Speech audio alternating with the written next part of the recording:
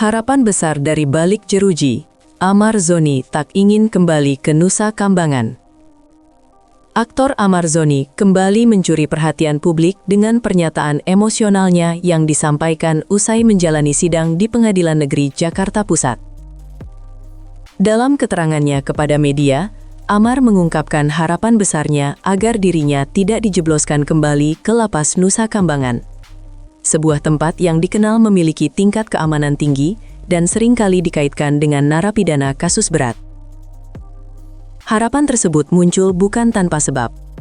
Amar merasa dirinya tak pantas dimasukkan kembali ke lapas berpengamanan super ketat itu, mengingat kasus yang saat ini menjeratnya sedang dalam proses pengujian di meja hijau. Dalam situasi yang penuh tekanan, Amar menegaskan bahwa dirinya siap menjalani proses hukum yang berjalan, namun tetap berharap agar penempatan selanjutnya mempertimbangkan aspek keadilan dan rasa kemanusiaan. Ia mengatakan bahwa pengalaman sebelumnya di Nusa Kambangan telah meninggalkan luka psikologis yang mendalam. "Saya tidak ingin kembali ke sana, saya hanya ingin menyelesaikan proses hukum di tempat saya sekarang ini," ucapnya dengan nada yang penuh harap dan getir. Sidang kasus narkoba keempat, Amar tegaskan ada unsur rekayasa. Di balik harapan Amar Zoni agar tidak dikembalikan ke Nusa Kambangan, muncul pula narasi yang terus ia gaungkan sejak awal kasus keempatnya mencuat, bahwa dirinya adalah korban dari skenario yang direkayasa. Dalam pernyataannya kepada pers usai sidang, Amar tidak ragu menyebut bahwa perkara yang kini menjeratnya sebagai bentuk ketidakadilan. Ia menduga ada permainan oknum tertentu di balik tuduhan peredaran narkoba yang disebut terjadi saat ia masih menjalani hukuman di Rutan Salemba. Menurut Amar, dirinya sama sekali tidak bersalah. Ia bahkan berharap sidang di Pengadilan Negeri Jakarta Pusat dapat membuktikan bahwa seluruh tudingan tersebut hanyalah jebakan semata.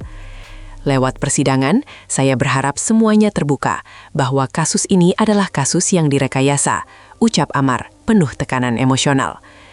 Dalam ruang sidang, ia tampil tenang, namun sorot matanya tak bisa menyembunyikan kegelisahan. Ia ingin publik tahu bahwa dirinya tak sedang menyangkal kesalahan masa lalu, namun kali ini, kata Amar, ceritanya berbeda. Nusa Kambangan, luka lama yang tak ingin dibuka lagi. Ketakutan Amar Zoni untuk kembali ke Lapas Nusa Kambangan bukan hanya soal tempat, tapi juga tentang pengalaman traumatis yang ia alami di sana. Dikenal sebagai tempat dengan pengamanan maksimum, Nusa Kambangan seringkali menjadi lokasi penahanan bagi narapidana kelas berat. Amar mengaku masa-masa saat ia ditempatkan di sana menjadi salah satu fase tergelap dalam hidupnya. Ia merasa diperlakukan sebagai ancaman hanya karena statusnya sebagai publik figur dan embel-embel high risk yang melekat pada dirinya usai terjerat kasus narkoba. Bagi Amar, kembali ke sana bukan hanya menambah beban mental, tapi juga membunuh harapan rehabilitasi dan perbaikan diri yang sedang ia jalani. Ia merasa bahwa Rutan Cipinang, tempatnya sekarang, memberikan ruang lebih manusiawi untuk mempertanggungjawabkan perbuatannya. "Saya ingin menyelesaikan hukuman di tempat saya sekarang. Saya merasa bisa membangun diri kembali di sini," ungkapnya. Suara Amar tak lagi lantang, namun berat dan syarat makna, seakan menyimpan beban yang hanya dia yang tahu. Dari Rutan Salemba ke meja hijau, tuduhan berat membayang. Kasus yang kini menjerat Amar Zoni bukan perkara kecil. Ia diduga terlibat dalam jaringan peredaran narkoba dari dalam Rutan Salemba, Jakarta Pusat. Tuduhan itu muncul saat dirinya masih menjalani masa tahanan atas kasus ketiga yang juga terkait narkoba.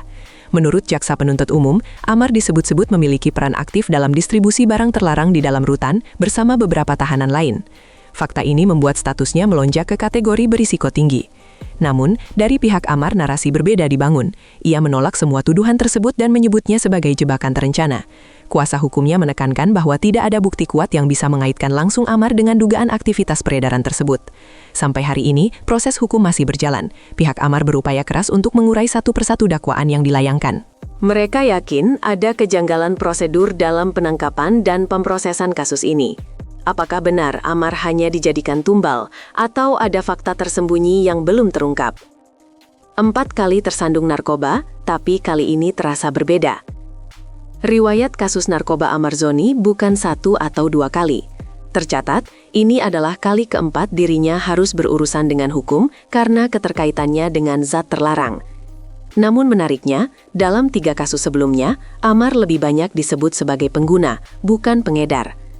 Publik sempat bersimpati, terutama ketika ia mengaku tengah menjalani rehabilitasi dan berupaya memperbaiki diri. Sayangnya, kasus keempat ini menyeretnya ke level yang berbeda. Tuduhan peredaran dari balik rutan membuat posisinya jauh lebih berat. Namun di sisi lain, Amar bersikukuh bahwa kali ini dirinya dijadikan kambing hitam. Ia mengklaim sudah bersih, sedang berproses, dan merasa diseret kembali oleh sistem yang tidak adil. Meski rekam jejak masa lalunya bisa memberatkan, Amar berharap publik tidak serta-merta menghakimi tanpa melihat konteks. "Saya tahu saya pernah salah, tapi bukan berarti saya akan terus salah," katanya. Sebuah pernyataan yang mengundang rasa ingin tahu lebih dalam. Benarkah kali ini ia dijebak? Cipinang, tempat yang dirasa lebih manusiawi bagi Amar Zoni. Di tengah tekanan proses hukum dan bayang-bayang kemungkinan dikirim kembali ke Nusa Kambangan, Amar Zoni menaruh harapan agar dirinya bisa tetap menjalani masa tahanan di rutan Cipinang. Tempat itu kini dianggapnya sebagai ruang yang lebih manusiawi, setidaknya dalam hal interaksi, fasilitas, dan kesempatan untuk memulihkan diri. Dalam keterangannya kepada media, Amar menyebut bahwa Cipinang memberinya ruang untuk berpikir jernih dan menghadapi kenyataan secara berlahan. Ia mengaku lebih mudah mendapatkan bimbingan rohani, psikologis, bahkan dukungan moral dari lingkungan sekitarnya di sana.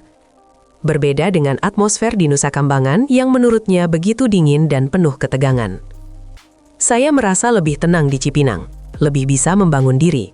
Saya ingin menuntaskan semuanya di sini," tuturnya. Pernyataan ini menjadi sinyal bahwa Amar tak hanya memikirkan nasib hukumnya, tapi juga kondisi batin dan psikis yang harus tetap dijaga. Dengan alasan kemanusiaan ini pula, Amar meminta agar pengadilan mempertimbangkan keputusan soal tempat hukumannya kelak. Sinyal kejujuran atau strategi bertahan. Pengakuan emosional Amar. Salah satu momen yang menarik perhatian publik adalah saat Amar Zoni berbicara langsung kepada media dengan nada yang begitu personal. Ia tidak lagi tampil seperti selebritas yang membela diri dengan gaya retoris, melainkan sebagai seorang tahanan yang lelah dan ingin didengar. Dalam pengakuannya, Amar menyampaikan bahwa dirinya memang pernah terjerumus, dan ia tidak menyangkal masa lalu yang kelam. Namun, ia juga menekankan bahwa kali ini kondisinya berbeda. "Saya sadar, masa lalu saya berat. Tapi sekarang saya sedang berusaha bangkit. Saya ingin bebas dari semua ini," ucapnya lirih. Kalimat itu bisa ditafsirkan dalam dua sisi. Bisa jadi sinyal kejujuran dan penyesalan yang tulus, atau justru strategi bertahan di tengah ancaman hukuman yang lebih berat. Apapun tafsirnya, pengakuan tersebut menunjukkan bahwa Amar sedang menghadapi titik balik yang menentukan, antara benar-benar berubah atau kembali tenggelam dalam pola yang sama. Penonton pun dibuat bertanya, apakah ini suara hati seorang yang tertekan, atau narasi baru untuk mengubah citra? Pandangan publik, simpati terpecah, fakta masih abu-abu. Respons publik terhadap pernyataan Amar Zoni sangat beragam. Di satu sisi, ada yang merasa simpati dan percaya bahwa orang memang bisa berubah, terlebih jika menunjukkan penyesalan dan semangat rehabilitasi. Namun di sisi lain, skeptisisme juga tak bisa dibendung. Banyak yang menilai bahwa Amar sudah terlalu sering terjerat kasus serupa, sehingga sulit untuk benar-benar memberi kepercayaan lagi. Terlebih, tuduhan kali ini bukan lagi soal konsumsi pribadi, melainkan peredaran di dalam lembaga pemasyarakatan, sebuah tudingan serius dengan konsekuensi hukum yang jauh lebih berat. Situasi ini menjadi dilema bagi publik. Apakah harus tetap memberikan ruang untuk seseorang yang berkali-kali jatuh, atau saatnya bersikap tegas karena hukum tidak boleh lunak hanya karena status selebritas? Sementara itu, fakta-fakta yang ada belum sepenuhnya terbuka. Proses hukum masih berlangsung dan pembuktian menjadi kunci utama. Untuk saat ini, yang bisa dilakukan publik hanyalah menunggu dan berharap kebenaran, entah versi siapa, akhirnya terungkap. Tekanan mental dan sosok yang kini lebih tertutup. Selama proses hukum berjalan, pengamatan terhadap sikap Amar Zoni menunjukkan perubahan signifikan dalam cara ia membawa diri. Berbeda dengan kasus-kasus sebelumnya yang cenderung direspon secara terbuka dan penuh percaya diri, kali ini Amar terlihat jauh lebih tertutup dan reflektif.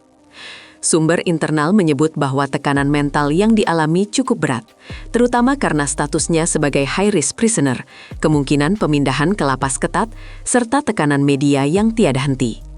Meski mendapat dukungan dari beberapa pihak, termasuk keluarga dan pendamping spiritual, beban psikologis itu tak bisa dianggap remeh. Situasi ini memunculkan pertanyaan, apakah Amar benar-benar sedang dalam titik kritis perubahan, atau tekanan justru bisa membuatnya kembali terpuruk?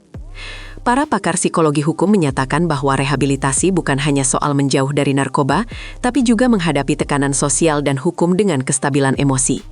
Dalam konteks itu, permintaan Amar agar tetap ditahan di Cipinang bukan hanya soal kenyamanan, tapi soal kelangsungan mental seorang manusia yang masih ingin memperbaiki hidupnya. Akankah keadilan berpihak atau sejarah kembali terulang? Kini nasib Amar Zoni ada di ujung pengadilan. Semua pernyataan, pengakuan, dan pembelaan akan diuji oleh fakta-fakta hukum yang dibentangkan di persidangan. Ia bersikeras bahwa kali ini dirinya dijebak, bahwa ada skenario yang dirancang untuk menjatuhkan namanya lagi, justru saat ia merasa mulai bangkit dari masa kelam. Namun hukum tak berpihak pada narasi, melainkan pada bukti. Jika tudingan peredaran narkoba itu benar, maka status high risk dan pengiriman ke Nusa Kambangan bisa menjadi konsekuensi yang tak terhindarkan. Tapi jika benar bahwa ada kejanggalan dan rekayasa dalam kasus ini, maka pengadilan menjadi harapan terakhir untuk keadilan sejati.